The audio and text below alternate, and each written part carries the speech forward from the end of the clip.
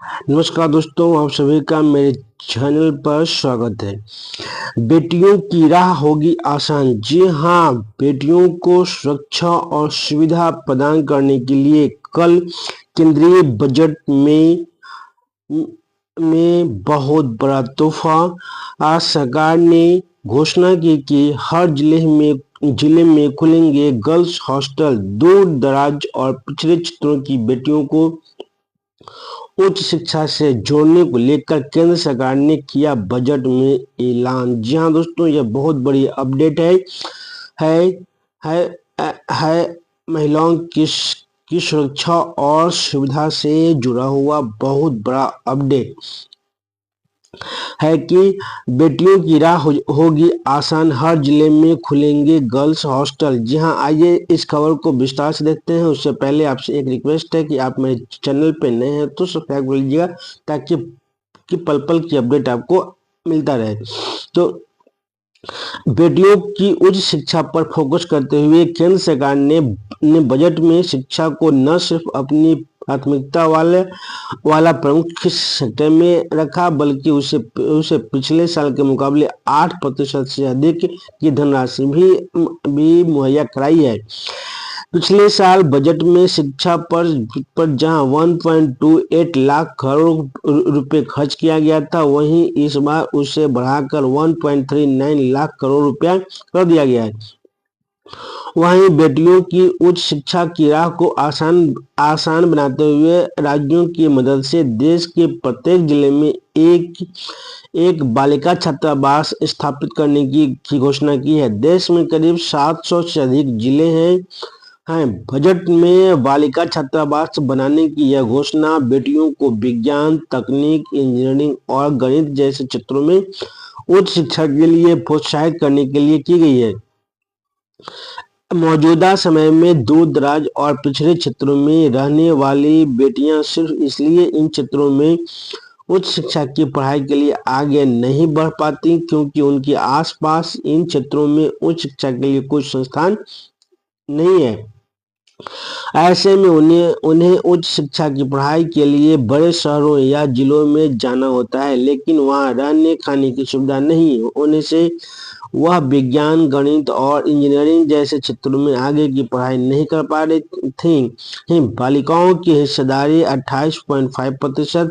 देश में मौजूदा समय में उच्च शिक्षा का सकल नामांकन अनुपात करीब 29%। इनमें बालिकाओं की हिस्सेदारी 28.5%, जबकि पुरुषों की हिस्सेदारी 28.3% है। ऐसे में वर्ष 2035 तक उच्च शिक्षा के जीईआर को 50% पहुंचाने का जो लक्ष्य रखा है, उनमें उच्च शिक्षा से वंचित बालिकाओं को जोड़े बगैर इस लक्ष्य तक पहुंचना मुश्किल होगा। आइए स्थापित होंगे 4 टेलीस्कोप सेंटर। जी हाँ, बजट में खगोल विज्ञान, एस्ट्रो साइंस और खगोल भौतिकी, एस्ट्रोफिजिक्स के प्रति लोगों के रुझान बढ़ाने के लिए 4 टेलीस्कोप सेंटर स्थापित करने या पहले संचालित केंद्रों को अपग्रेड करने की घोषणा की गई है। इनमें national large solar, national large optical infrared, Himalaya Chandra telescope व कोसमोस 2 प्लेटिनम की स्थापना की जाएगी। ये अटल टिंकरिंग लैब के लिए 3200 करोड़ आवंटित। जी हाँ, स्कूलों में बच्चों को इनोवेशन, रोबोटिक्स आदि से जोड़ने की पहल को रफ्तार देने के लिए सरकार ने बजट में इस बार अटल टिंकरिंग लैब की स्थापना के लिए 3200 करोड़ का बड़ा आवंटन किया है। पिछले साल बजट में इसके लिए सिर्फ 429 करोड़ रुपए आवंटित किए गए थे, लेकिन बाद में इसके बजट को बढ़ाकर 879 करोड़ कर दिया गया था। इस आवंटन को लेकर सरकार की पिछले साल में बजट में की गई उस घोषणा से जोड़कर देखा जा सकता है, जिसमें अगले 5 सालों में 50,000 अटल टिंकरिंग लैब स्थापित किया जाना है।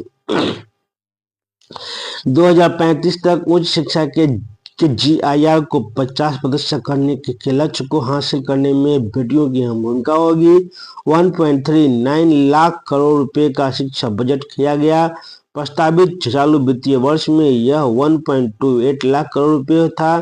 विज्ञान के इन क्षेत्रों पर भी रहा फोकस। बजट में विश्व स्तरीय संस्थान बजट में इस पहल को गति दी गई। इसके लिए 900 करोड़ रुपए आवंटित किए गए हैं। भारतीय ज्ञान परंपरा बजट में 35 करोड़ आवंटित किए गए हैं, जबकि पिछले साल इस पर 15 करोड़ खर्च हुए थे। एनसीईआरटी डीम्ड विश्वविद्यालय घोषित किए जाने के बाद बजट में करीब 100 करोड़ की बढ़ोतरी की गई। पीएम श्री स्कूलों को संभालने पर जोर। बजट में इस बार भी इसके लिए 7500 करोड़ रुपए आवंटित किए गए। तो यह बहुत बड़ी अपडेट महिलाओं को बेहतर सुविधा और आवास एजुकेशन शिक्षा प्रदान करने के लिए केंद्रीय बजट में बहुत बड़ा बजट बेटियों को गर्ल्स हॉस्टल की सुविधा। तो आप सभी को यह कंटेंट नॉलेजफुल लगे तो वीडियो को लाइक कीजिएगा, कमेंट कीजिएगा और अधिक से अधिक शेयर कीजिएगा।